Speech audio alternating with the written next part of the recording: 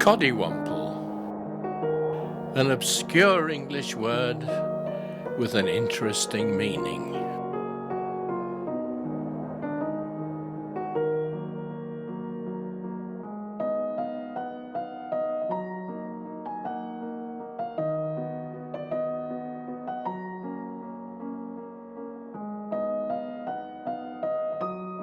Being here once again aboard Venture, surrounded by the magnificence of Alaska, I cannot help but ponder the path that brought me to this time and place.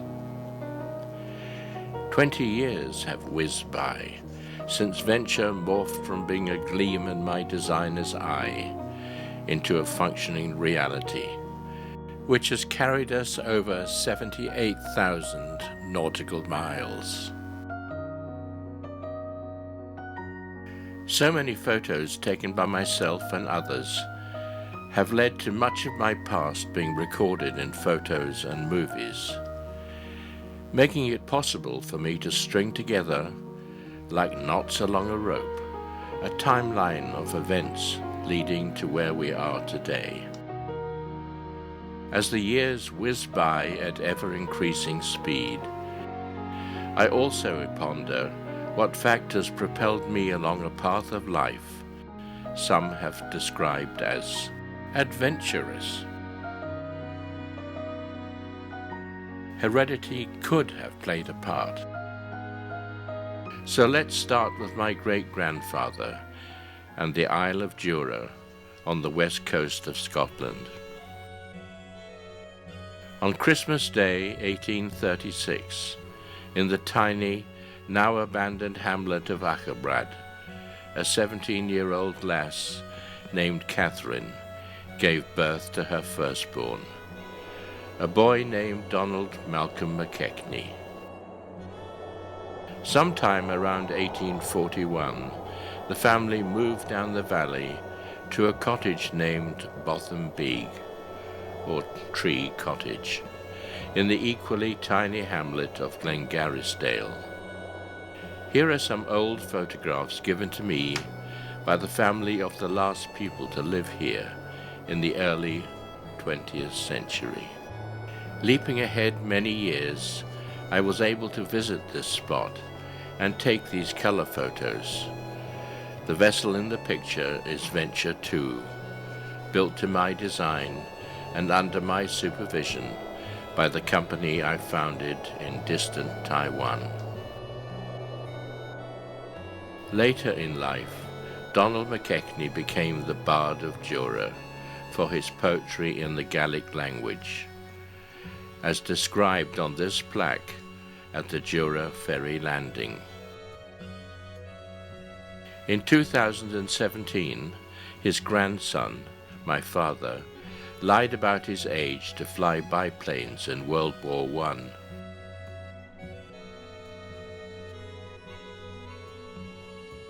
At the end of that war, he remained in the Air Force, while his brothers traveled the world, with one devoting his life searching for diamonds in Guyana. His sister, Elizabeth Fleming, wrote children's plays and poems for the BBC. My parents married in 1933. I was born in 1935, and following my father, we spent time in Egypt in 1936. This was my carriage.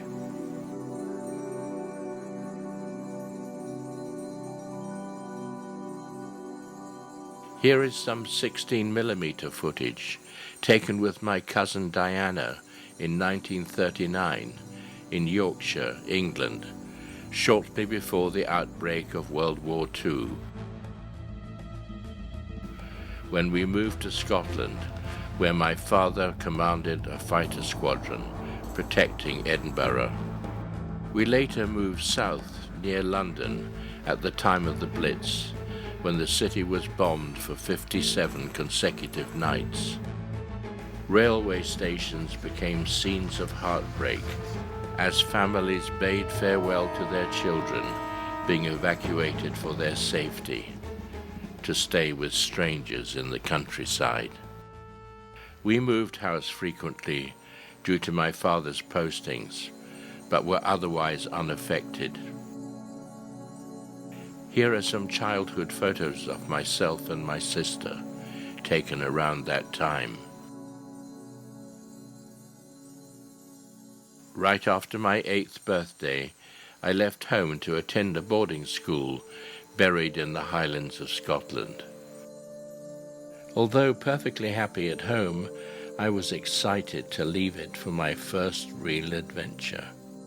Lawers was a magnificent country house in a wonderful setting, but being a school, its charm was rather lost on us little boys.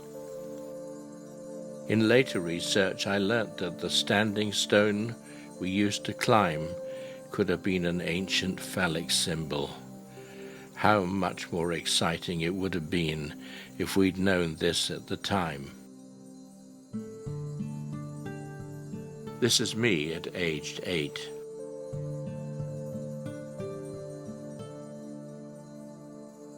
At age 13, I moved to a senior school steeped in history, reaching back through the mists of time.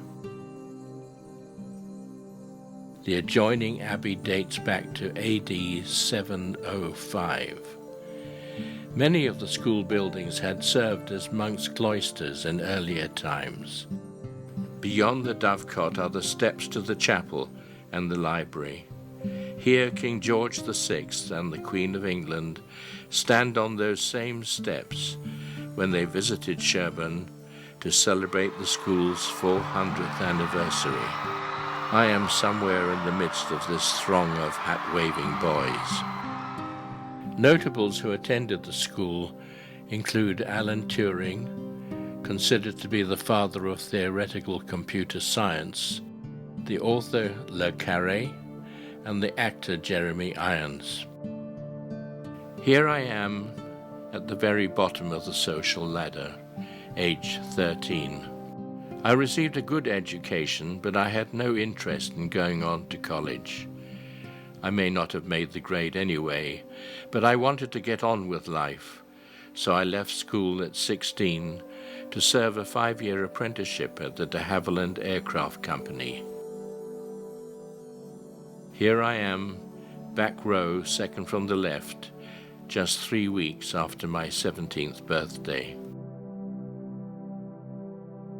In the apprentice school, the machine shop is in the foreground, the hand-fitting benches beyond. Woodwork is on the mezzanine floor, with metal bashing below it. Using my newly acquired skills, I designed and built a BMW Special, which, much to my amazement, has stood the test of time, as evidenced by these photos of the car taken in Germany 55 years later, in 2009. I was also a reservist in the Royal Navy Fleet Air Arm. Britain is really a very small country. Including all 6,000 of its associated islands, it is only the size of the US state of New Mexico. Living in such a tiny place, British newspapers and radio were dominated by world news, so traveling abroad was no big deal. We often hear phrases such as living the dream, but I was never a dreamer. My travel decisions were more akin to stepping aboard one of those doorless double-decker buses bound for a destination that had caught my interest. Just hop on board and away you go. In this case, to Africa. Within 1 month of completing my apprenticeship at de Havilland's, and with my mother's blessing, I made the long flight from London to what was then Salisbury in southern Rhodesia. Within 2 weeks, I found myself aboard a rather smaller aircraft, flying to a remote spot in the African bush, to start work at the idol mine, to learn mica mining.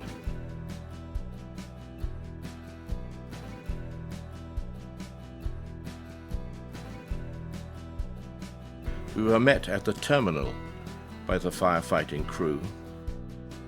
The mining camp was some 20 miles distant along this rough track. We crossed this bridge and stopped at the camp, which was on the banks of the Missouri River.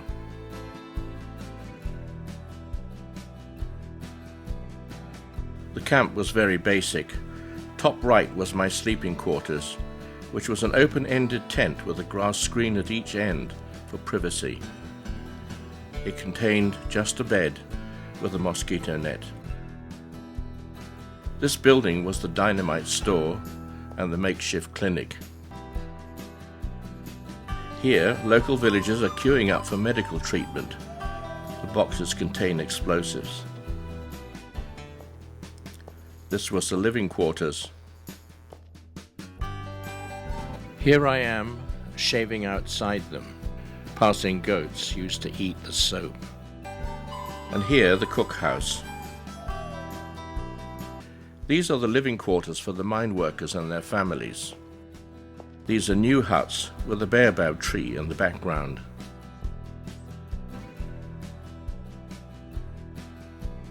These two color photos show what it was like for most of the year. The river was full of crocodiles and a nasty disease called bilharzia. I climbed the hill called a kopje, but had to keep a wary eye open for leopards. After a few months, I was moved to another mine called Grand Parade. The names of abandoned mines in the area reflected unfulfilled dreams. Grand Parade was less remote and more developed. This is the main office and depot, and this was my house. The mine itself was several miles down a rough track. This is the headgear above the shaft. The arrow marks the bucket used to descend into the mine, being sure to keep one leg outside to kick off from the walls. After 18 months, the mine was closed, due to being uneconomic. I was offered a job as a tobacco farmer's assistant by a local farmer, but I was not ready to settle, and I set out to hitchhike from Central Africa to Singapore. I was lucky to get a ride most of the way to Dar es Salaam, on the coast of what was then Tanganyika. I can still vividly remember the entry into Dar es Salaam, with extensive coconut plantations on both sides of the road. I was excited by the coast.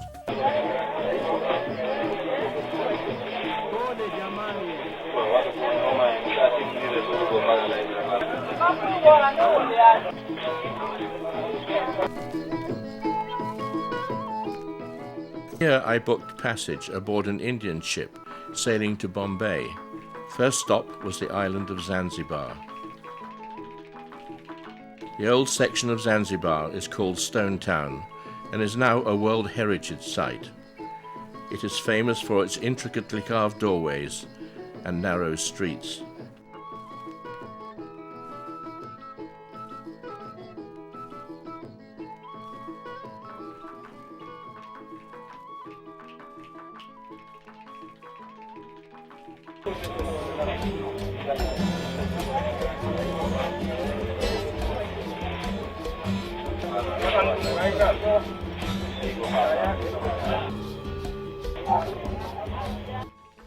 I have always found port areas to be especially fascinating.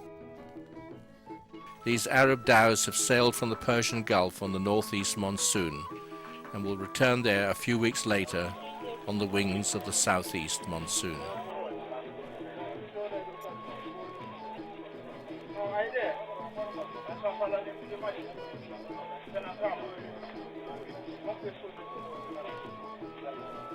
Unloading is handled in the traditional way, which can develop impressive muscles.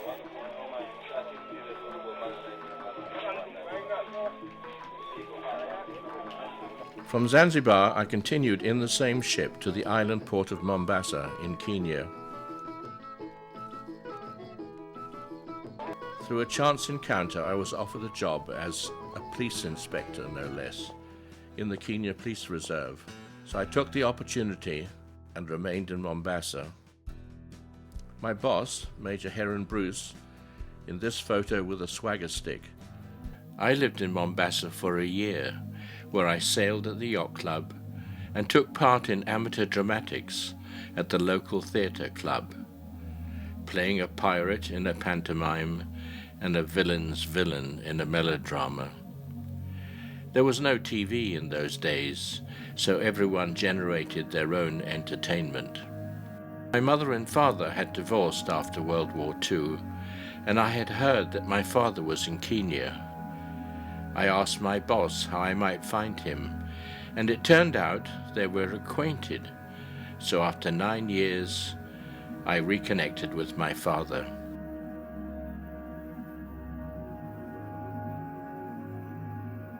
My sister came out to join me, and we went on safari with our father and a fellow RAF friend.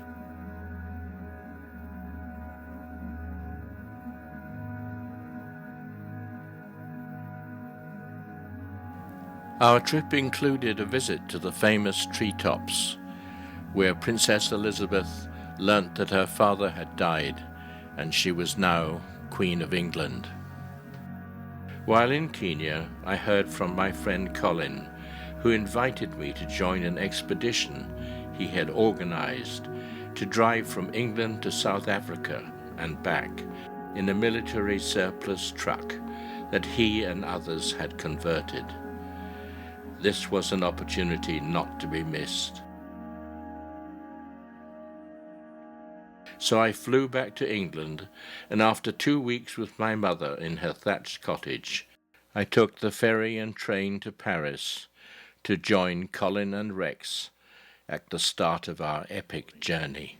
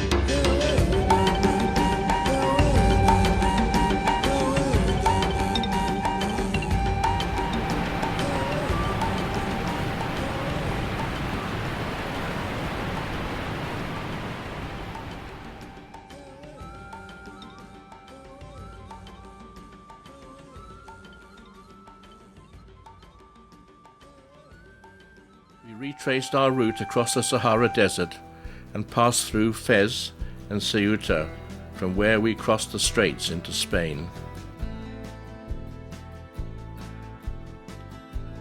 We visited the Alhambra Palace in Granada and passed through Madrid en route to Andorra in the Pyrenees, which we crossed at almost 8,000 feet.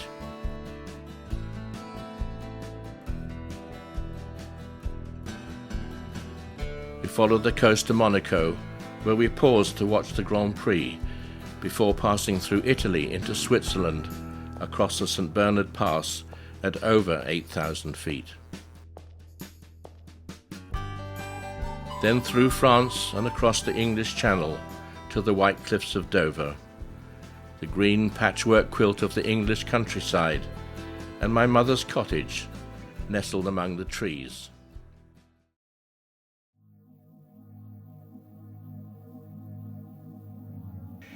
Here I spent 5 months, taking on odd jobs like picking fruit and shoveling grain, while figuring out what to do next. Eventually, I was offered a position with a British trading company in Hong Kong. In November 1960, I made the long journey out to Hong Kong.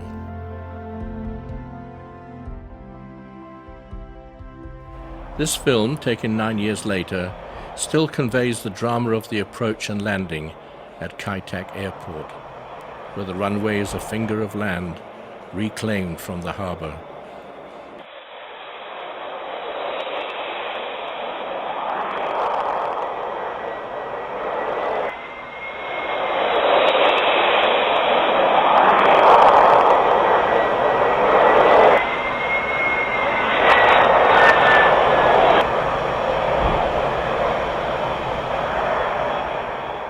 The harbour lies at the very heart of Hong Kong.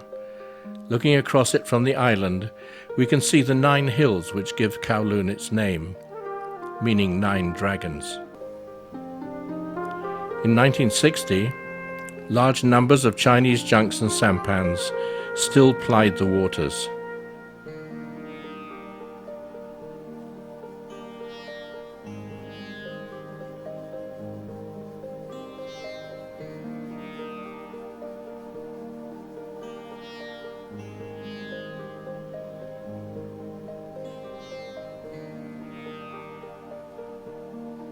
Trams have been serving Hong Kong since 1904. I worked in Princess Building, just behind the leading tram in this photo. This is a picture of the staff and their wives or husbands at a Chinese New Year dinner in 1962. I obtained a set of wheels in the form of another Volkswagen Beetle. And I joined the Hong Kong Auxiliary Air Force so I could learn to fly at no cost to myself.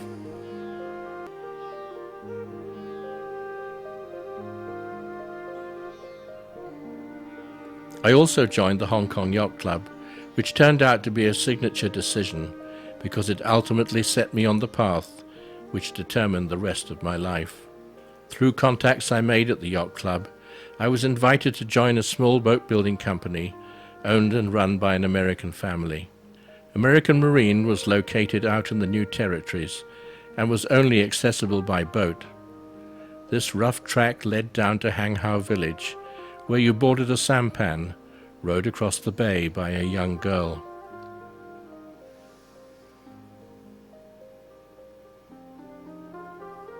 This is a photo of Whit Newton, Kong, and myself at the yard. Here I am very much in my element, much more so than being a salesman in collar and tie.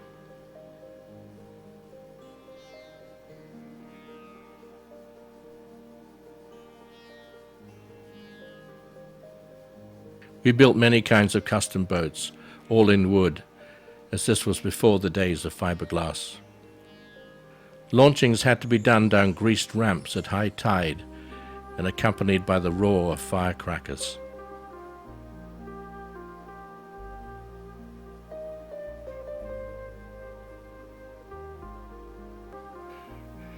I met Mary, who was a nursing sister at Queen Mary Hospital.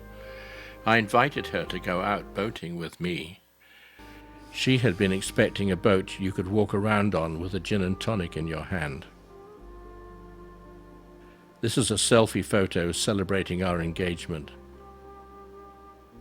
At the end of her contract, Mary and I were married, and my sister came out to Hong Kong, having travelled from England by bus as far as India. Not something you could contemplate today.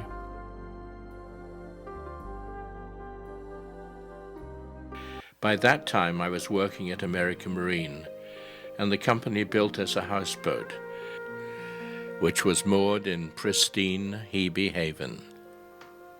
In October 1964, our daughter Jackie was born, and life took on a new focus. Typhoons and tropical storms are prolific in the Western Pacific, and this map depicts the storm tracks for 1965, our first summer aboard the houseboat. One of the most powerful ever occurred on September the 1st, 1962. Wind gusts reached 162 miles an hour, and the tidal surge was 17 feet above normal. The eye of the storm passed directly over Hong Kong, during which wind speeds temporarily dropped to zero, and I used this opportunity to take these photographs. The yard suffered severe wind and water damage as wind-driven waves swept through the buildings.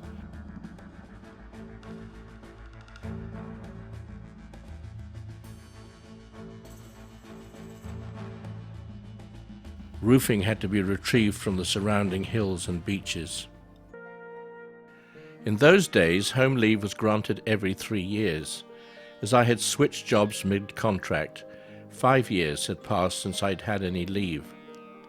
In September 1965, we set off on an over-ambitious trip, which took us to Australia, Mauritius, and Kenya to visit my father. Jackie, now just 10 months old, went down with a life-threatening illness in Kenya and was brought back from the brink by the Gertrude's Garden Children's Hospital in Nairobi. From there we went on to England and spent 6 weeks with my mother in Henley-on-Thames.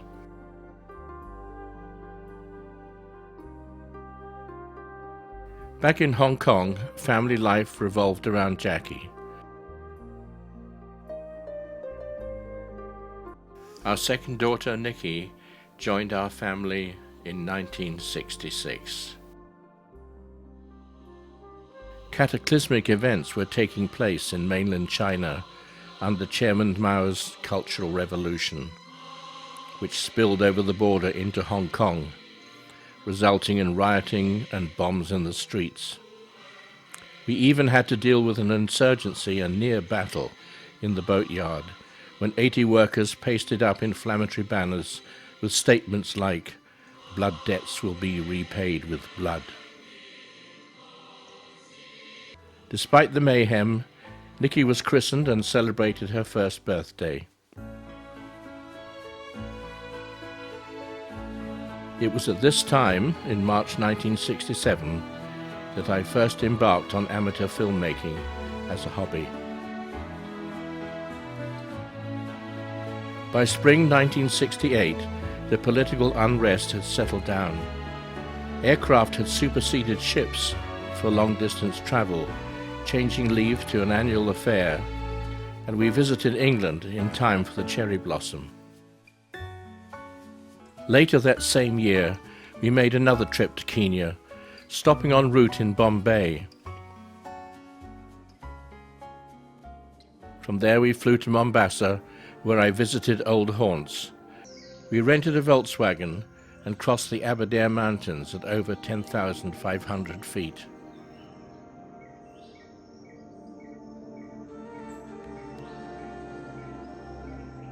We crossed the equator at Nanyuki, situated on the slopes of Mount Kenya. I had spent many hours staring up at this massive mountain from my father's farm, and I could put off no longer my long-held dream to tread its equatorial snows. The trail led through tropical rainforest, dense thickets of bamboo, and a vertical bog before reaching moorland with strange plants like giant groundsel and giant lobelia.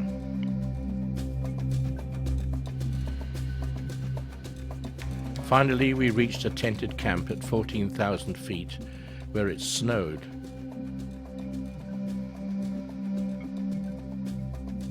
A snowball fight ensued right on the equator.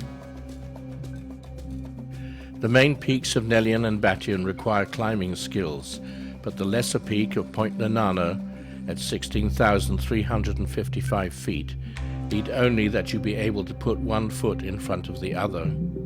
At this altitude, this simple act was agonizingly slow and exhausting, especially lugging a 16mm camera.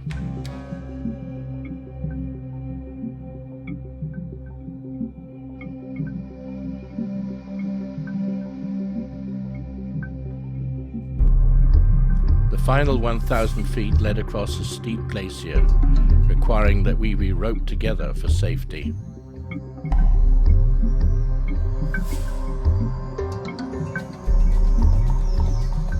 Back down on the plains, we visited game parks, where we were constrained inside our vehicle while the animals were free to roam the bush.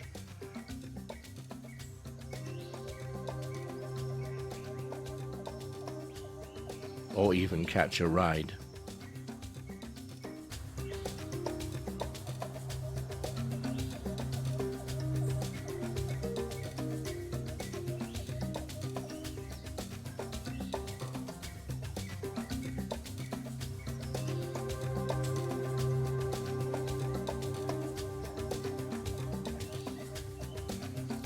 We visited an animal rescue center where the kids could touch the animals, although with some hesitation.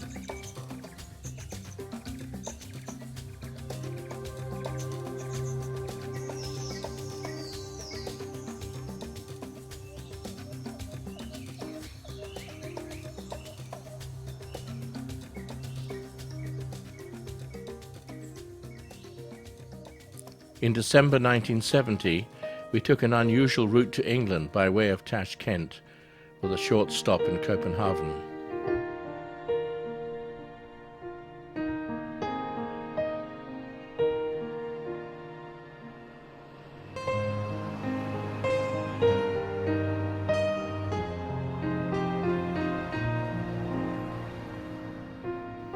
The English country town of Henley-on-Thames looked very wintry.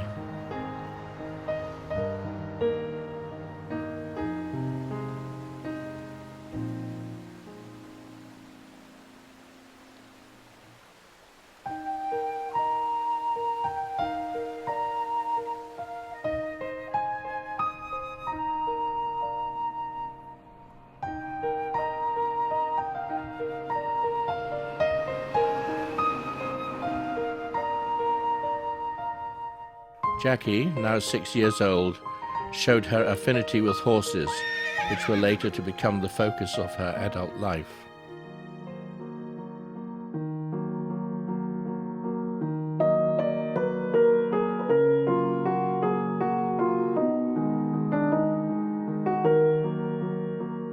Following the Hong Kong riots and requiring more production space, the company set up a second factory in Singapore, and we were relocated to that Southeast Asia city-state.